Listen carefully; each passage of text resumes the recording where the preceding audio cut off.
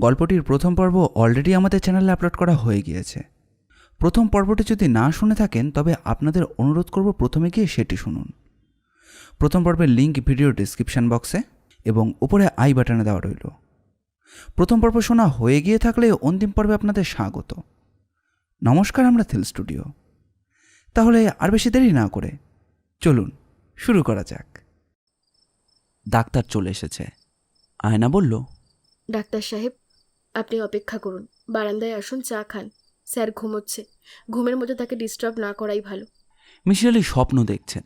স্বপ্নে আয়নার মেয়েটি তার সঙ্গে কথা বলছে। আমাকে চিনেছেন? হ্যাঁ, চিনেছি। তুমি আয়না? আমি মার্থা। আমি কোথায় থাকি জানেন? এখানেই থাকো। হ্যাঁ, শুধু তুমি একা না, আমরা সবাই মায়া। একজন কেউ সেই মায়া তৈরি করেছেন।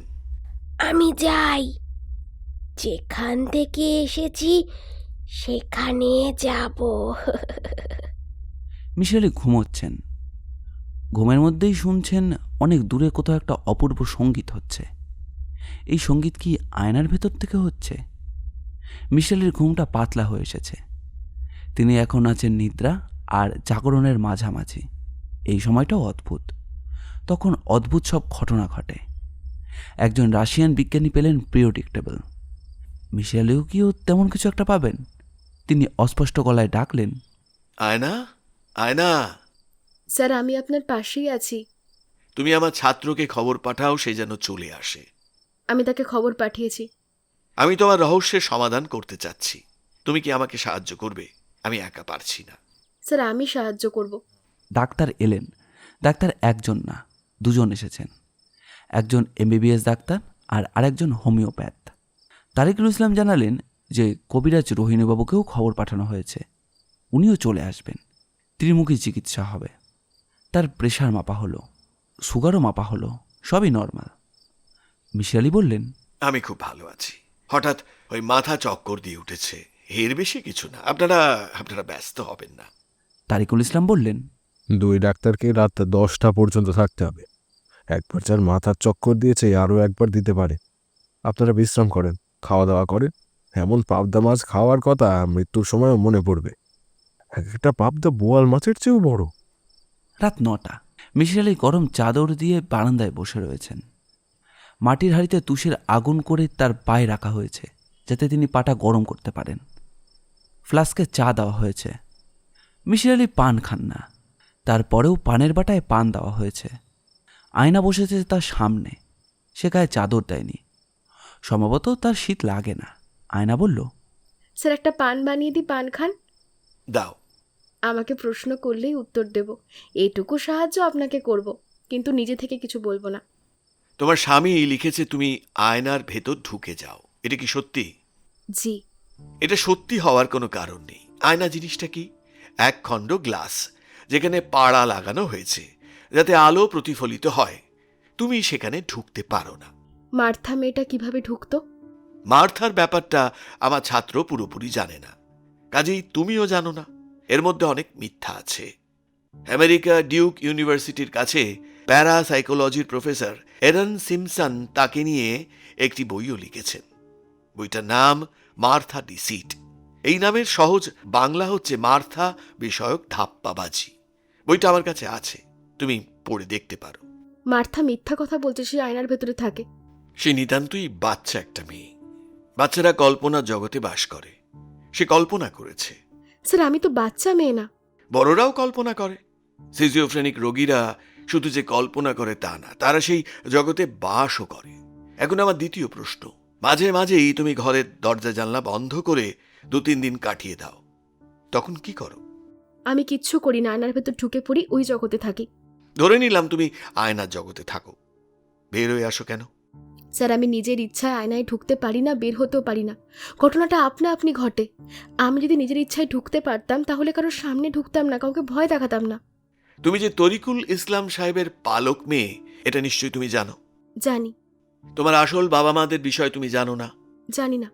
তারা এই পৃথিবীর মানুষ নাকি আয়না জগতের মানুষ? আয়না জগতের মানুষ হওয়ার সম্ভাবনা আছে। আয়না জগৎটা কেমন? কেমন বলতে পারবো না। যখন আপনাদের সঙ্গে থাকি তখন আয়না জগতের কথা তেমন মনে থাকে না। সেই জগৎটা ছায়া ছায়া, শান্তির জগৎ। মনে হয় সেখানে ক্ষুধা তৃষ্ণা নেই, সেখানে সবাই একা থাকে। একা থাকে? জি, একা থাকে, এটা মনে আছে। স্যার, একটা কাজ করুন না, আপনি আমাকে হিপনোটিক সাজেশন দিয়ে আয়না জগতে নিয়ে যেতে পারেন কিনা দেখুন না। আপনি মনে মনে এই কথাই ভাবছেন বলেই ফেললাম। মানুষের মনের কথা কখন থেকে তুমি ধরতে পারতে? প্রথমে যখন আয়না জগতে যাই এবং সেখান থেকে বের হয়ে আসি, তখন থেকেই পারি। আয়না জগতে সবাই তো একা একা থাকে, এইভাবেই একজনের সঙ্গে অন্যজনের যোগাযোগ করে। মানুষ একসঙ্গে সঙ্গে থাকে বলেই এমন ক্ষমতা তাদের প্রয়োজন হয়নি। তাছাড়া এই জগতে মোবাইল ফোনও আছে। বোতলে গরম পানি ভরা আছে, একটা বোতল এনে দেবো, কোলে রাখবেন? দরকার নেই। স্যার, আর কোনো প্রশ্ন করবেন? কোন লাইনে প্রশ্ন করব ধরতে পারছি না। তোমাকে প্রশ্ন করার দুটো লাইন আছে। প্রথম লাইনে তুমি ডেলিউশনের শিকার, অসুস্থ একটা মেয়ে যে নিজের জন্য ভ্রান্তির এক জগৎ তৈরি করেছে। সে তার ভ্রান্তির জগতে বাস করে, পৃথিবীর রিয়ালিটির সঙ্গে সে যুক্ত না। কিছু ড্রাগস আছে এ ধরনের জগৎ তৈরি করে, যেমন এলএসডি। আর দ্বিতীয় লাইন হচ্ছে স্বীকার করে নেয়া তুমি সত্যি সত্যি আয়না জগতের বাসিন্দা, সেখানেই থাকো, মাঝে মাঝে সেখান থেকে বের হয়ে আসো। আমার সমস্যা হচ্ছে আমি কোনোটাই গ্রহণ করতে পারছি না। অন্ধকারে ঢিল ছোড় আমার স্টাইল না। আমি লজিক ব্যবহার করি। লজিক পাশা খেলা না। লজিক অন্ধকারে ঢিল ছোড়ে না। আমি আজ রাতটা চিন্তা করব, কাল আরো কিছু প্রশ্ন করব। আমার ছাত্র তখন সঙ্গে থাকবে। স্পিনোটাইজ করবেন না? তোমাকে এবং আমার ছাত্রকে একসঙ্গে করার চেষ্টা করব। স্যার, আজকের অধিবেশনের কি এখানেই সমাপ্তি? আমি কি চলে যাব? চলে যাও। আপনি এখানেই থাকবেন? হ্যাঁ, শীতের মধ্যে বসে থাকতে ভালো লাগছে। তোমাদের বারান্দাটা সুন্দর। ঢাকায় যখন চলে যাব তখন এই বারান্দাটা মিস করব। স্যার, আর একটা সিগারেট ধরান না।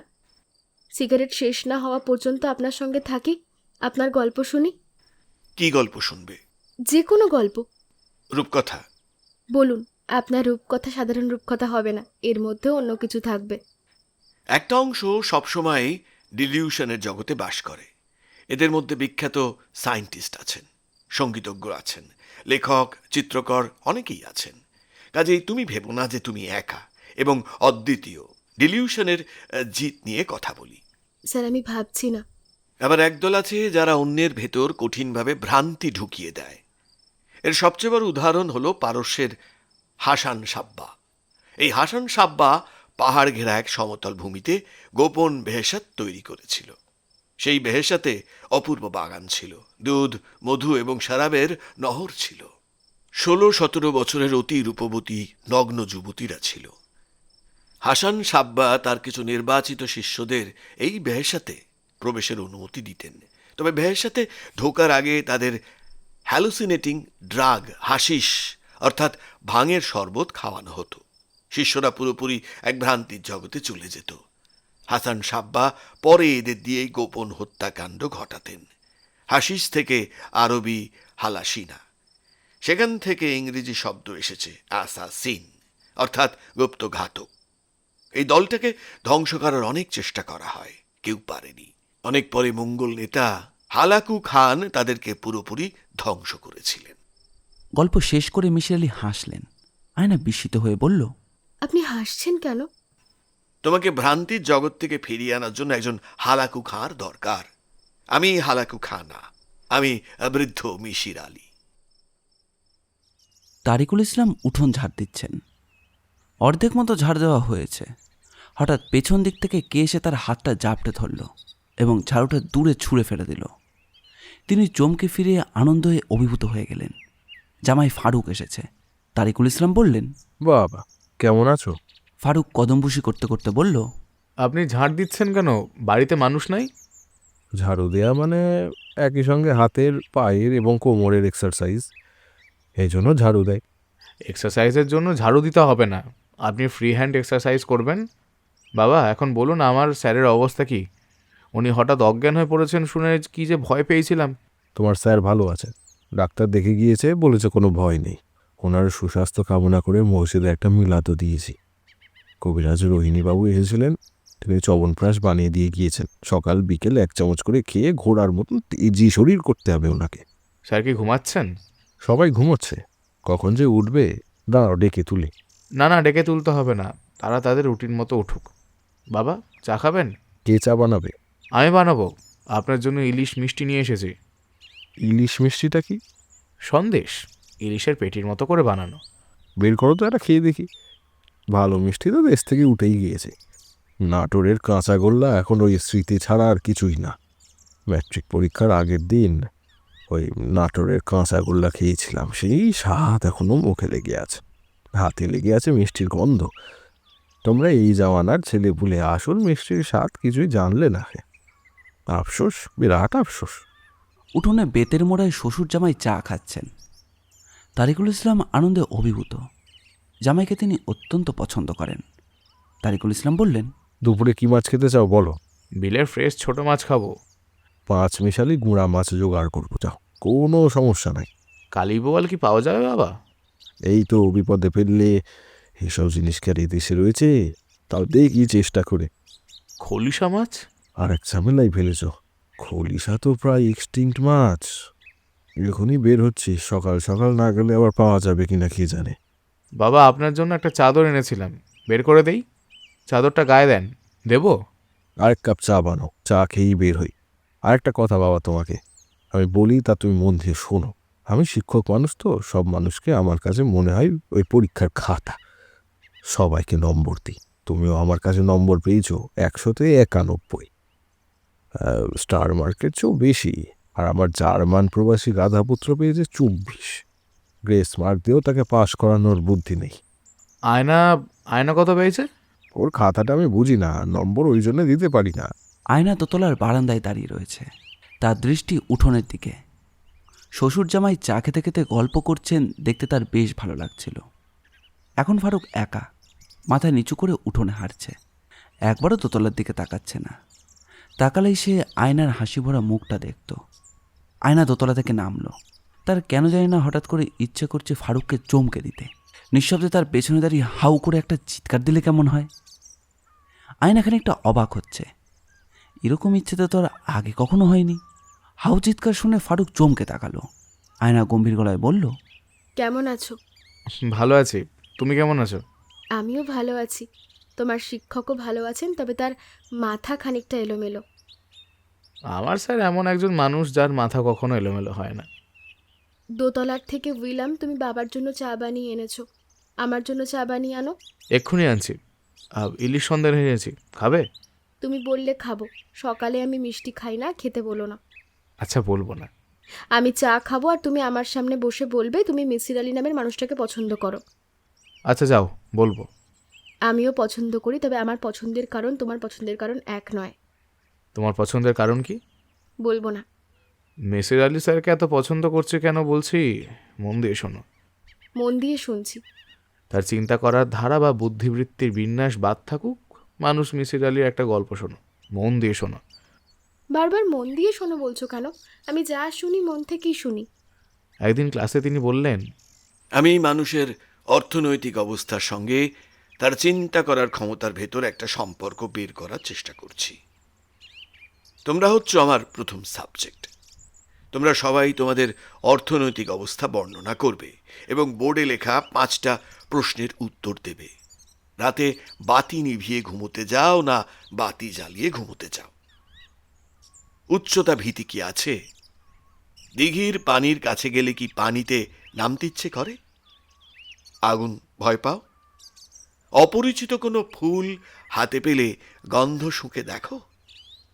আমরা সবাই আমাদের অর্থনৈতিক অবস্থার কথা লিখলাম এবং আগ্রহ নিয়ে প্রশ্নগুলোর জবাব দিলাম। কাজটা স্যার কেন করলেন জানো? আমাদের মধ্যে হতদরিদ্র যারা, তাদেরকে খুঁজে বার করবার জন্য। মজার তো।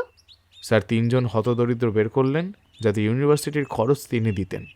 আমি ছিলাম 3 জনের একজন। বাহ। আরেকটা গল্প বলবো। বলো। স্যারের একবার পুরসি হলো, খুবই খারাপ অবস্থা।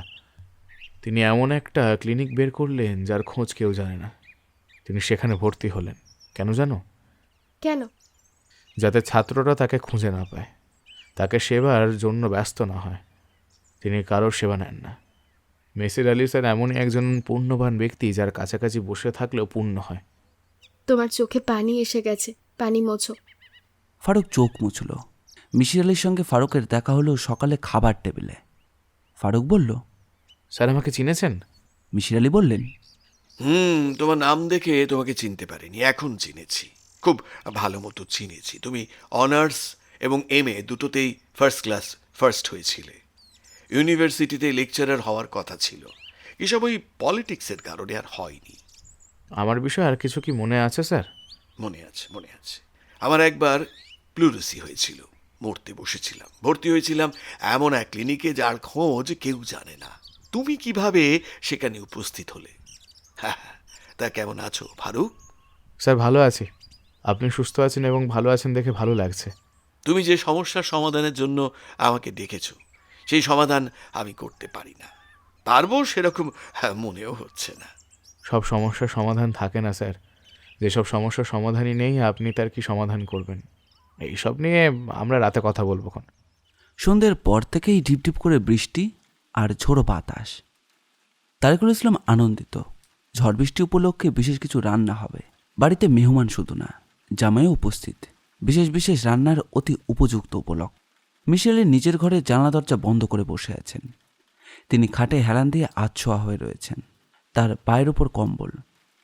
তার সামনে বসে রয়েছে আয়না এবং ফারুক। এরা দুজনেই বসে রয়েছে খাটের শেষ প্রান্তে। সোলার লাইট কাজ করছে না। মেঘলা দিন ছিল বলেই প্যানেল চার্জ হয়নি। ঘরে হ্যারিকেন চলছে। টেবিলে দেশলাই এবং মোমবাতি রাখা রয়েছে। ফারুক বলল। রাতটা ভূতের গল্পের জন্য অসাধারণ। স্যার আমি অথিতপুর রেল স্টেশনে একবার একটা ভূত দেখেছিলাম। এই গল্পটা বলবো? ভূত সাধারণত মানুষের সাইজ কিংবা মানুষের চেয়ে লম্বা হয়। এই ভূতটা বামুন, 6-7 বছরের ছেলের হাইট। ভূতের গল্প থাকুক, তুমি বরং আয়নার গল্প শোনাও। তুমি একজন সাইকোলজিস্ট, তোমার চোখে আয়না মেয়েটি কি? তুমি তার অদ্ভুত কর্মকাণ্ডের নিশ্চয়ই কোনো ব্যাখ্যাও দাঁড় করিয়েছ, সেই ব্যাখ্যাও শুনি। আয়নার কি আপত্তি আছে? আয়না মুখে কিছু বলল না, তবে মাথা নাড়িয়ে জানালো যে তার কোনো আপত্তি নেই। মিসির আলি তার ছাত্রের দিকে তাকিয়ে বললেন। আমার সামনে সিগারেট খেতে কোনো বাধা নেই, সিগারেট ধরাও। আমি দেখলাম সিগারেটের খোঁজে পকেটে হাত দিয়ে চট করে হাত বের করে নিয়েছে, তাই বললাম। আমার সিগারেট লাগবে না। আপনার কথায় হঠাৎ টেনশন তৈরি হয়েছিল বলে সিগারেটের প্যাকেটটা হাতে দিয়েছিলাম। স্যার আয়না বিষয়ে আমরা যা বলার তা ডায়েরিতে লিখেছি, এই বাইরে তেমন কিছু নেই। আয়না এবং তোমরা দুজনেই ডিলিউশনে ভুগছো, এমন কি কখনো মনে হয়েছে? জি স্যার, হয়েছে। শুরুতে আমি নিজেকেই মেঘ রিবিওল কাজেনের পেশেন্ট ভেবেছি। একসময় নিশ্চিত হয়েছি সমস্যা আমার। কিভাবে নিশ্চিত হয়েছো? আঙ্গুর মেয়েটা যখন দেখলো তার আপা ঢুকে পড়ছে আয়নার ভেতরে, তখন আঙুর নিতান্তই বাচ্চা মেয়ে। সে এমন একটা ঘটনা বানিয়ে বলবে না। তোমার স্ত্রীর মানসিক ক্ষমতা প্রবল, সে তার ক্ষমতা দিয়ে আঙুর মেয়েটিকে প্রভাবিত করতে পারে, এমন এক ইলিউশন তৈরি করতে পারে যাতে আঙুরের ধারণা হবে তার আপা আয়নার ভেতর ঢুকে গেছে। আয়না এই কাজ কখনো করবে না। সে আঙ্গুরকে খুব পছন্দ করে, সে তাকে পালক পর্যন্ত নিতে চেয়েছে। মেয়েটা ভয় পায় এমন কিছু সে করবে না। আয়নার ঘরে ভিডিও ক্যামেরা বসানোর কথা কখনো ভেবেছ? সিসিটিভি, সারাক্ষণ এই টিভি চলবে। হ্যাঁ, আয়নার প্রতিটি কর্মকাণ্ডের রেকর্ড থাকবে। আয়নার ভেতর ঢুকলো কি ঢুকলো না জানা যাবে। এটা মাথায় আসেনি স্যার। এখন আমি একটা সিগারেট ধরাবো, হঠাৎ টেনশন বোধ করছি। সিগারেট ধরাও, একটা বড় আয়না নিয়ে এসো।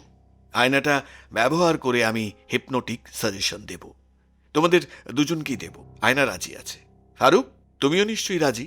আপনি যা করতে বলবেন আমি করব। আমি আয়না নিয়ে আসছি।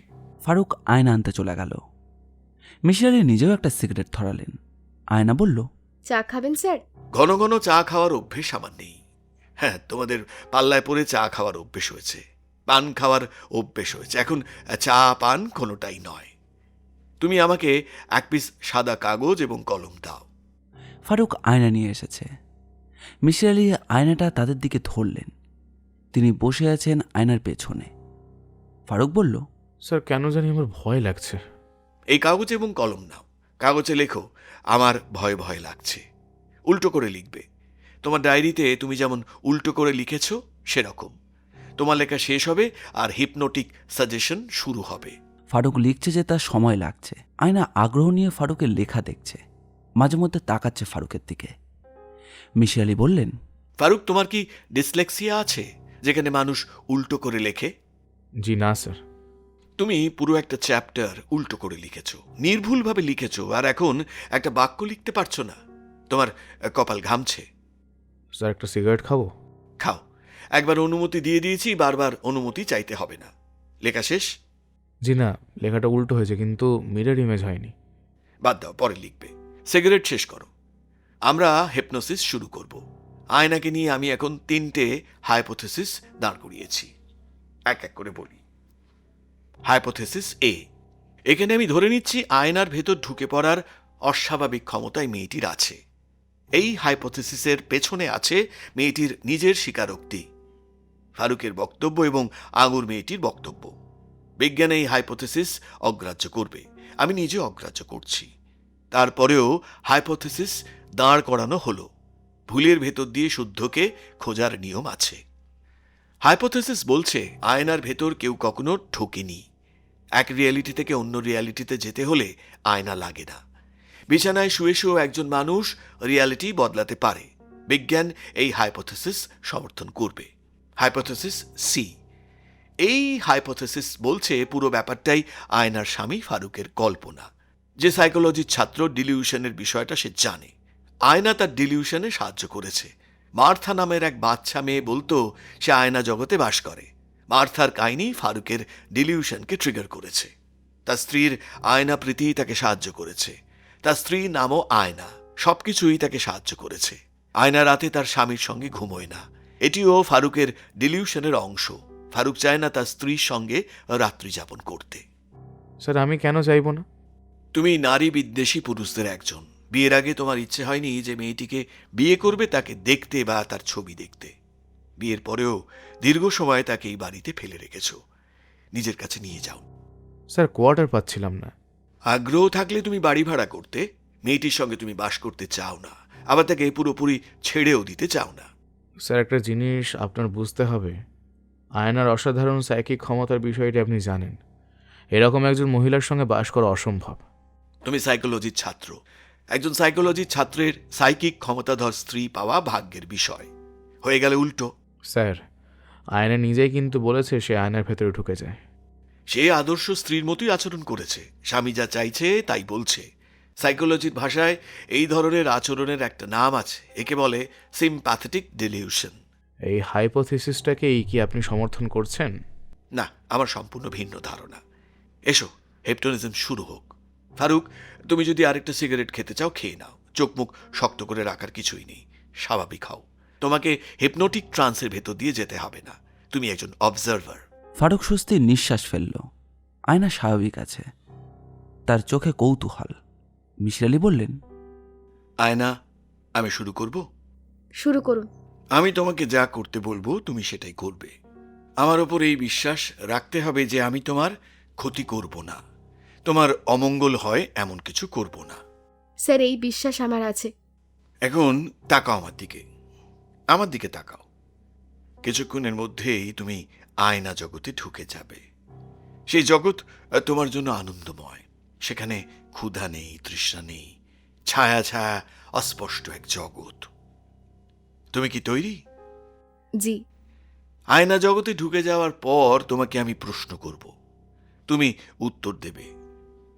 সব ওই তা না এর ভেতর দিয়ে। আচ্ছা। মিসির আলি কাগজ কলমে লিখলেন নদী, পাখি আর ফুল। কাগজটা বলের মতো গুটি পাকিয়ে আয়নার দিকে বাড়িয়ে দিলেন। আয়না, এই বলটা হাতের মুঠির মধ্যে নাও। এখন তুমি যাত্রা করেছো আয়না জগতের দিকে। জগৎটা মাটির নিচে, সিঁড়ি বানানো আছে। তুমি এক একটা সিঁড়ি পার হবে আর আয়না জগতের কাছাকাছি যেতে থাকবে। আয়না, ঘুম পাচ্ছে? পাচ্ছে। প্রথম সিঁড়ি পার হলে, এই তো দ্বিতীয় সিঁড়ি। আয়না, ঘুম পেলে চোখ বন্ধ করে ফেলো। একটা সময় আমি বলবো আয়না চলে এসো, তুমি আয়না জগৎ ছেড়ে চলে আসবে। আয়না, শুনতে পাচ্ছ? হুম। তুমি তৃতীয় সিঁড়ি পার হয়েছ। এখন পার হবে চতুর্থ সিঁড়ি। আর একটা ধাপ শুধু বাকি। এই ধাপটা পার হলেই তুমি আয়না জগতে। তুমি কি আমার কথা শুনতে পাচ্ছ? অস্পষ্ট। আয়না, হুম। এখন শেষ ধাপ পার হও। আয়না জগতে ঢুকে যাও। হাতে অনেক সময় আছে, তাড়াহুড়োর কিছুই নেই। আয়না, আমার কথা শুনতে পাচ্ছ? পাচ্ছি। তুমি কোথায়? আয়না জগতে। তুমি একা না আরো কেউ আছে তোমার সঙ্গে? ও আছে। ফারুক যে তোমার সঙ্গে আছে তোমার লাগছে? লাগছে। এখন আমি ফারুককে প্রশ্ন করব, ফারুক তুমি কোথায়?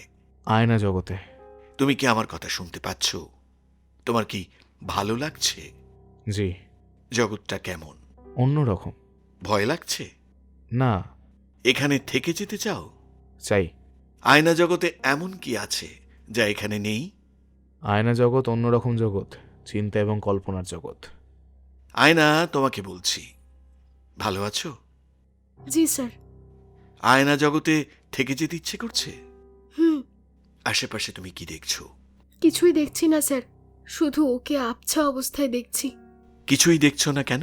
এই জগৎটা কুয়াশার, ঘন কুয়াশায় সব ঢাকা। হঠাৎ হঠাৎ কুয়াশা বাতাসের সামান্য সরে যায়, তখন কিচ্ছু দেখা যায় না। কি দেখা যায়? সেটা আমি বলবো না। দরজায় টোকা পড়ছে। তারিকুল ইসলামের গলা শোনা গেল। মিসির আলি সাহেব, খাবার দেওয়া হয়েছে, গরম গরম খেতে হবে, চলে আসুন কুইক।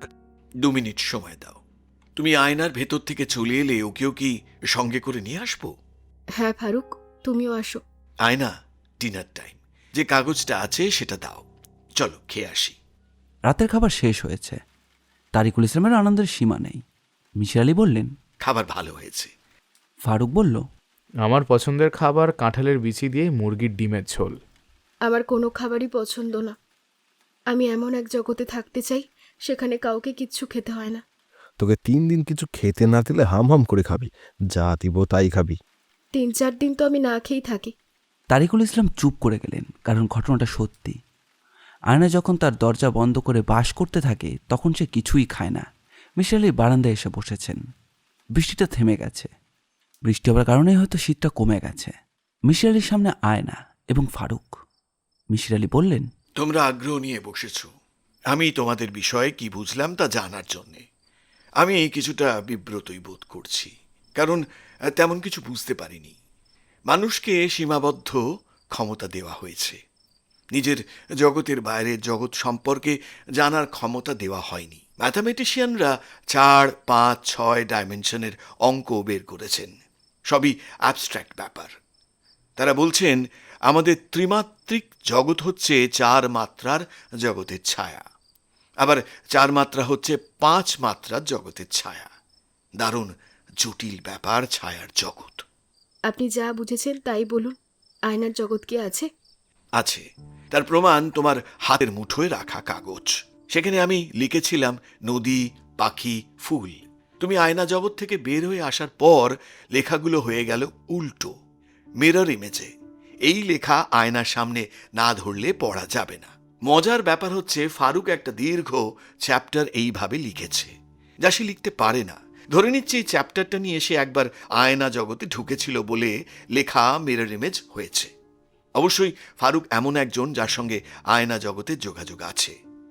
ব্যাপারটা সে অতি যত্নে গোপন রেখেছে। আয়নার যেসব ক্ষমতা আছে তার সবই আমার এই ছাত্রের আছে। আমার যখন প্লুরিসি হলো, একটা ক্লিনিকে ভর্তি হয়েছিলাম, কেউ তার ঠিকানা জানে না। ফারুক ঠিকই উপস্থিত হলো। আমি কিছুক্ষণ পর পর বাসা বদল করি, নতুন ঠিকানা কাউকে জানাই না। ফারুক ঠিকই ঠিকানা জানে, সে চিঠি লিখেছে। যে ছাত্রকে আমি নামে চিনতে পারছি না, তার একটা চিঠিতে আমি ঢাকা ছেড়ে ছাত্রের শ্বশুর বাড়িতে উপস্থিত হব, আমি সেই লোক না। ফারুক আমাকে প্রভাবিত করেছে। সে প্রাণপণ চেষ্টা করেছে রহস্য উদ্ধারের। আমার সাহায্য সেই কারণে নিয়েছে। সরি, আমি সাহায্য করতে পারিনি। তোমাদের জগৎ সম্পর্কে আমি কিছু জানি না, জানতে পারবো তাও মনে হচ্ছে না। তবে তোমাদের দুজনকেই আমি একটা উপদেশ দিচ্ছি। প্রকৃতি একই ধরনের দুজনকে কাছাকাছি এনেছে, তার নিশ্চয়ই কোনো উদ্দেশ্য আছে। তোমরা আলাদা হইও না। তার জন্য তোমাদের যদি পুরোপুরি আয়না জগতে স্থায়ী হতে হয়, হবে। এর বেশি আমার আর কিছু বলার নেই। Good luck to both of you. Misir Ali মাজেদকে নিয়ে ঢাকায় চলে এসেছেন। তাকে স্কুলে ভর্তি করা হয়েছে। মিসির আলি প্রতি সন্ধ্যায় তাকে পড়াতে বসেন। তার পাঠে প্রবল আগ্রহ। ফারুক বা আয়নার সঙ্গে তার আর তেমন কোনো যোগাযোগ নেই। তবে তারিকুল ইসলাম সাহেবের কাছ থেকে অদ্ভুত একটা চিঠি পেয়েছেন। প্রিয় ভাই সাহেব, মহাবিপদে পড়িয়া আপনাকে পত্র দিতেছি। আপনি যে দিবসে ঢাকা রওনা হয়েছেন সে দিবসের রাতের কথা।